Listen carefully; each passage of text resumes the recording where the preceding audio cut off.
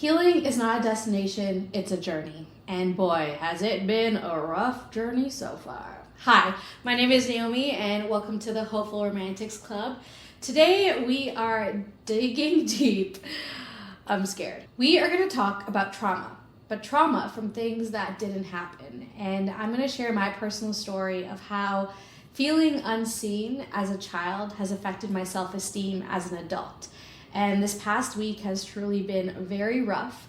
All of 2024, I spent hundreds of dollars, lots of time and effort into healing, uncovering the limiting beliefs and overcoming them with empowering ones. I came into 2025 ready to go. I'm ready to enter the dating world and find a boyfriend and start dating and all of that because I am a healed version of myself. But I had some triggering events that reminded me, again, that healing is not a destination, it's a journey. And I also saw a quote the other day that said it's like a circle. So healing is not like a straight line, but a circle. And I feel like I am definitely on the hamster wheel, you know? For those of you who do not know my story, I am 32 years old and I've never been in a relationship before. And when I say that, I mean I've never had a talking phase, been in a situationship. I've gone on a handful of first dates that I can literally count on one hand. That is as far as my experience goes. It's not so shocking how never feeling desired or never having been pursued, feeling like I was under a Harry Potter invisible cloak, like how that has affected my self-esteem, how I see myself, how I put myself out into the world. And what I uncovered through mindset coaching is just how far back and deep this goes. Basically with mindset coaching, what they do is they pull up memories and moments deep in your subconscious, like memories that you didn't even think impacted your life from your childhood, your adolescence, like your teenage years, and then your adulthood. And then within the three, there's usually like a common theme that created a limiting belief in your life. And so my childhood memory was being in second grade and we had a class talent show and I went up to the popular girls. I was a very brave 7-year-old apparently.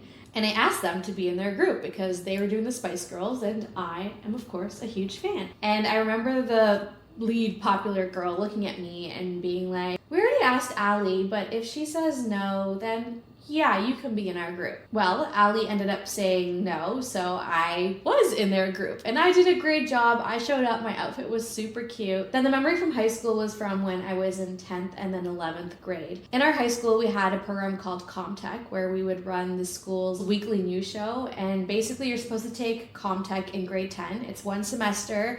And from that class, the teacher picks out the students who are going to be in the grade 11 class, which is a full year-long program. And the teacher gave out the letters to all the students who were chosen. I was not one of them, but I knew I wanted to be a part of this class.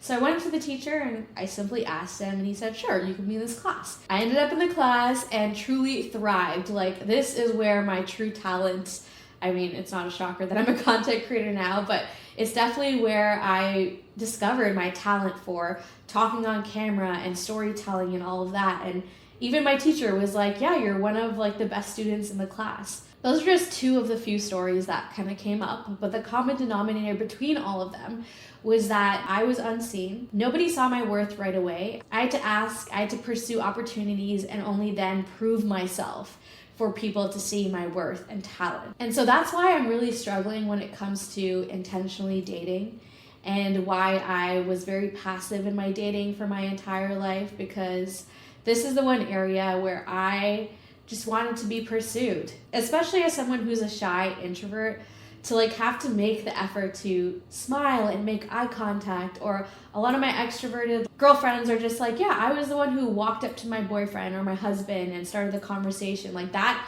is just not me and my personality. And also, again, this is an area where I just want a guy to see me and come up to me and be like, this girl is beautiful, I want to pursue this girl. And it's something I'm truly praying for from God. I am, of course, still going to try and put in effort and do this challenge of putting myself out there to try to meet guys in real life, because I think it is important to still see people as people, smile and make eye contact, because every single soul that is walking is one of God's beloved children, and to just make the world a friendlier place. But I do pray that my future husband will really just be prompted to approach me and to talk to me, as opposed to me having to catch his eye or drop the handkerchief in some sort of way. I mean, time will tell how it actually unravels, but that is my desire and my prayer right now. Now, as a result of feeling unseen and invisible my whole life, I do deal with very, very low self-esteem. And it's not as simple as, oh, I don't like how my hair looks today or how my nose looks or something like that. It's actually, I've realized, deeply ingrained in me and feels as debilitating as anxiety or depression would to someone. There are moments where I will look in the mirror and cry and just look in the mirror and just see the ugliest person I've ever seen. A lot of it stems from my skin, which on camera you can't really tell, but I do have a lot of acne scars and they're like deep. There's also a lot of discoloration, so I don't leave the house without a full face of foundation on. But my skin texture is so off. My skin gets so oily. I can only wear my foundation for 6 hours and then I have to wash it off and put it on again if I want to go out at night. And this has been my struggle since I was 13 years old. I have not had clear skin since I was 12, and I'm now 32 years old. That is 20 years of the struggle. And I know it can be so much worse, and I'm so grateful that it's not painful, it's not detrimental to like my health, my mental health, yes, but not my physical health. You know, it's not itchy. It could always be worse, and I try to remind myself that. But basically what happened, what really triggered this low self-esteem era that I'm in, which initially I thought it was because I was in my luteal phase. For those of you who don't know, that is the phase where we all hate how we look and we all just feel the worst, and the tiniest little things bother us because that's what it's like being a girl with hormones. But I went out for a very wholesome girls' night out to a bar. All we wanted to do was just dance, and I haven't done that in a while. So I kind of went into it like, okay, I'm a new, healed, more confident version of myself. Like, let's go to this bar, let's make some eye contact, let's smile, and let's just practice talking to guys. I'm not seeking a husband at the bar, but I just want to practice talking to guys. And so I went. I did not make eye contact with anyone, which is another thing that I feel like I'm hitting a brick wall, because I know I need to do it and I go out with the intention to do it. But when it comes to actually doing it, I cannot for the life of me like build up the courage to literally make eye contact for 3 seconds with someone.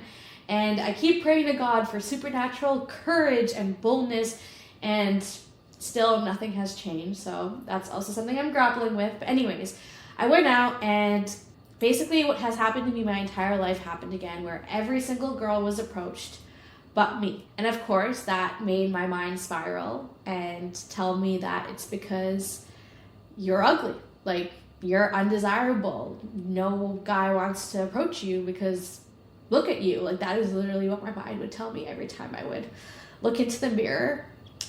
It's not something that I was able to just sleep off. You know, I also, by the way, I didn't even drink an ounce of alcohol. Like, I was completely sober. Usually back in the day when I'd go out, I have to have a couple cups of confidence, as I call tequila soda. But anyways, I couldn't move past those thoughts for about a week and a half. And I was so frustrated because I'm like, I spent the money to heal. Like, I have the empowering beliefs. I have the affirmations. Like, why isn't it working? Yeah, I mean, I don't have a solution. I still struggle with it. I think the last 2 days I'm slowly building up my confidence again, and I'm trying to be more intentional with like not looking in mirrors where I know the lighting is bad and it really shows the actual texture of my skin. I'm more motivated to chase after healthy habits. Like, I'm trying to drink 2 liters of water a day. I'm investing in good skincare and getting microneedling done, and really just doing what I can to heal from the inside out and to not just look better but also feel better. And I'm really just honestly, as a Christian, leaning into God, allowing Him to reveal my worth and my identity, which I know, but it's all head knowledge, and I just don't know how to take it to heart and like truly believe it. But yeah, that is my story, which is still developing. There's no happy ending yet. But I wanted to share it because I know I'm not alone with these feelings. And I know when a lot of people hear that I've never been in a relationship, the first thing they say is, wow, like you're so lucky because you have been shielded from a lot of hurt and trauma, which is true, which is so true. You know, I've never experienced heartbreak, and that is a blessing. But again, you can have trauma from things that didn't happen. And a reminder that every single human being on this earth is struggling with something. And one thing I've learned from mindset coaching is that the smallest events in our past have created ripple effects that have affected how we see ourselves and created lies and limiting beliefs that try to get in the way of who God created us to be and what He's called us to do. But just a reminder that you are loved, you are worthy, you radiate light, you are perfect just as you are.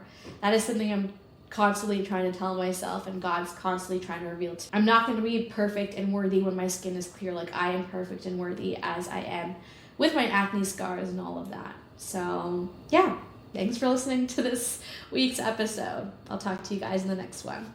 Bye.